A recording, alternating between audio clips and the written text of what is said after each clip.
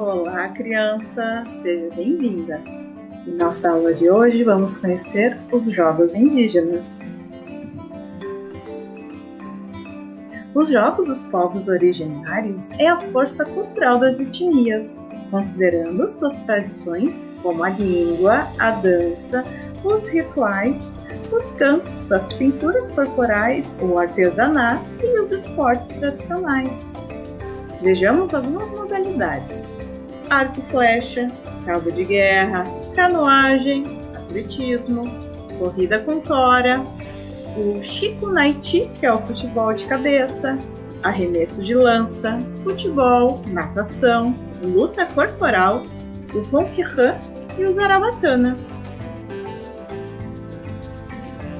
Arco e flecha.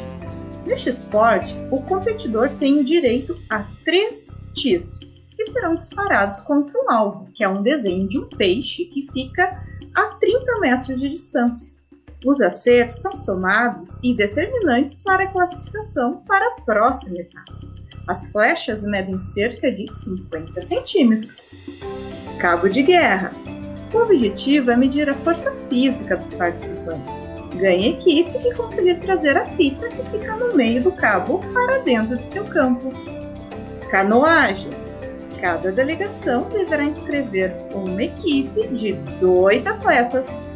A prova será realizada em rio ou no lago aberto, cujo local específico, distância e percurso serão definidos pela comissão técnica e divulgados posteriormente. Atletismo. A prova é de 100 metros rasos, masculino e feminino, sendo este formato o modelo ideal para os jogos dos povos indígenas. Corrida com tora. As toras possuem tamanhos variados e podem chegar a 120 quilos. Cada etnia forma uma equipe com até 10 atletas e mais 3 de reserva. Os competidores devem completar 2 voltas na pista dentro da arena. A largada será sempre entre 2 equipes, definidas previamente por sorteio. O chico-naiti, que é um futebol de cabeça, é uma espécie de futebol em que o chute só pode ser dado usando a cabeça. É disputado por 2 equipes que podem possuir 8, 10 ou mais atletas e um capitão. É realizada em campo de terra batida para que a bola ganhe impulso. Arremesso de lança é uma prova individual, realizada apenas por homens. Nos jogos, a contagem dos pontos é feita de acordo com a distância alcançada, ou seja, vence aquele que atingir a maior distância. Futebol. Cada equipe poderá inscrever no máximo 18 atletas. As partidas serão regidas pela Instrução Geral dos Jogos e pelas regras e vigências da CBF. Os jogos podem ser masculino e feminino. Natação é uma prova individual e compreende as categorias masculinas e femininas. A disputa é realizada em águas abertas, lagos ou rios. A travessia pode ser de 500 a 800 metros. Serão 2 largadas, uma para homens e outra para mulheres. Lutas corporais. As lutas são realizadas por homens e mulheres, e o esporte está inserido na cultura tradicional dos povos que a praticam. Ela começa quando o dono da luta, um homem-chefe, caminha até o centro da arena e chama os adversários pelo nome. Os lutadores se ajoelham, girando em círculo anti-horário, frente ao oponente, até se entreolharem, se agarrarem, tentando levantar o adversário e derrubá-lo ao chão. Não existe um juiz tradicional para essa modalidade, e sim um observador orientador indígena, que será chamado de dono da luta, cabendo aos atletas reconhecer a derrota, vitória ou empate. Não há prêmio para o vencedor da luta em todas as etnias praticantes deste esporte. Há reconhecimento e respeito por toda a comunidade. Ronquerã. Divididos em 2 times de 10 ou mais atletas, essa modalidade é praticada em campo do tamanho aproximado de futebol. Cada atleta usa uma borduna, que é uma espécie de bastão, e o objetivo é rebater uma pequena bola feita de coco e especialmente preparada para esse esporte. Os atletas se posicionam em fila dupla indiana, frente a frente, com o bastão ao chão. Os atletas saem lateralmente para se defender, rebater ao campo adversário ou para passar ao companheiro de frente a bola. E é feita tradicionalmente com coco, e os bastões são realizados e feitos com madeira. A bola fica no centro até a primeira rebatida, iniciando o jogo. Só marca um ponto quando ultrapassa a linha de fundo. Zarabatana é uma demonstração individual realizada pelas etnias Matiz e Pocamás. Na apresentação, se posiciona a 20 ou 30 metros do alvo adaptado com uma melancia pendurada em um tripé. A prova consiste em atingir o alvo o maior número de vezes possível. Crianças, lembre-se sempre disso. As disputas estão divididas entre jogos de integração, que são esportes tradicionais praticados pela maioria dos povos indígenas brasileiros, e com os jogos de demonstração, que são particulares de cada povo, praticados e disputados por integrantes da própria etnia, com o objetivo de incentivar o resgate e as práticas tradicionais.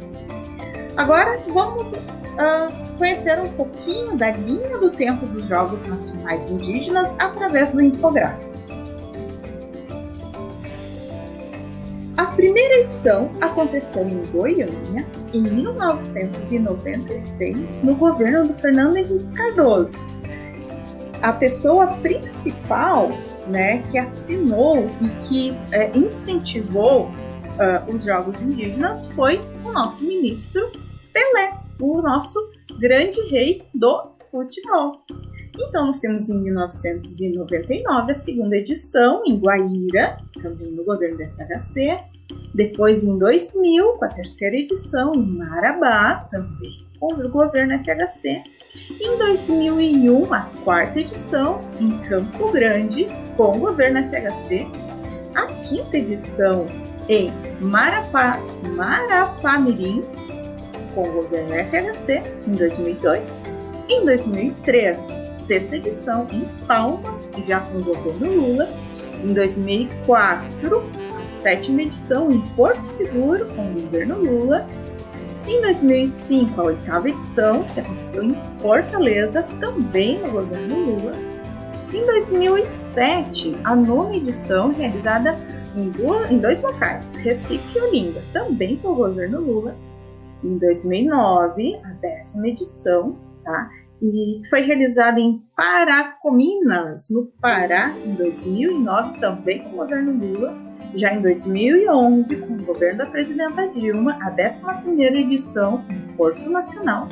E em 2013, a 12ª edição em Cuiabá, também no governo da presidenta Dilma. Como foram realizados os Jogos Mundiais Indígenas? Bem, os Jogos Mundiais são fruto dos resultados obtidos nas edições nacionais anteriores. Essas que nós vimos no infográfico. O evento teve a sua criação aprovada nos Jogos Nacionais de Cuiabá, em 2013. Surgiu a partir de um acordo firmado entre o Comitê Internacional de Memória e Ciência Indígena, IPC, com líderes estrangeiros de 17 países, 48 etnias nacionais e com o governo federal, por meio do Ministério do Esporte. Os Jogos dos Povos Tradicionais surgem como um evento esportivo cultural, apontando para uma harmonia entre as etnias desde o lema adotado em 2004, lá na 7ª edição, com o lema: o importante não é ganhar, e sim celebrar. O mascote. A primeira edição, então, dos Jogos Mundiais Indígenas teve um mascote que se chama Cali. que é o pequeno guerreiro indígena. O seu nome é uma redução da palavra aruac, Caliput, que significa humano de pequena estatura. Não é um povo? E a segunda edição dos Jogos Mundiais? Bom, aí nós temos uma outra história, crianças. Alguns entendimentos e contextos políticos do Brasil para vocês entenderem. Nós temos o impeachment da presidenta Dilma, que ocorreu em 2016.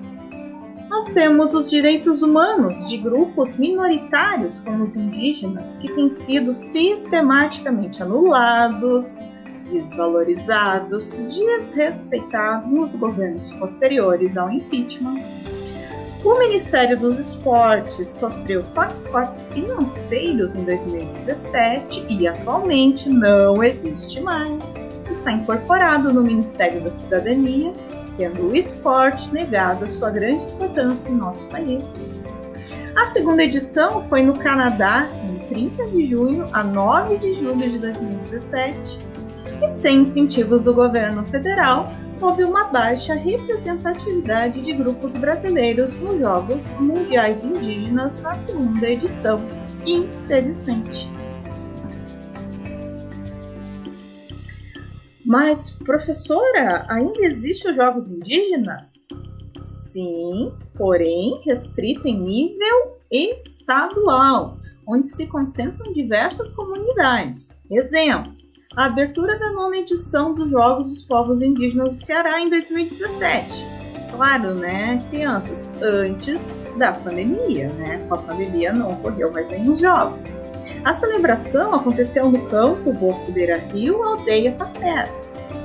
No Rio Grande do Sul, com a extinção da Fundergs em 2016, os Jogos Indígenas com os Guaranis e os Caigangues também, tristemente, deixaram de existir.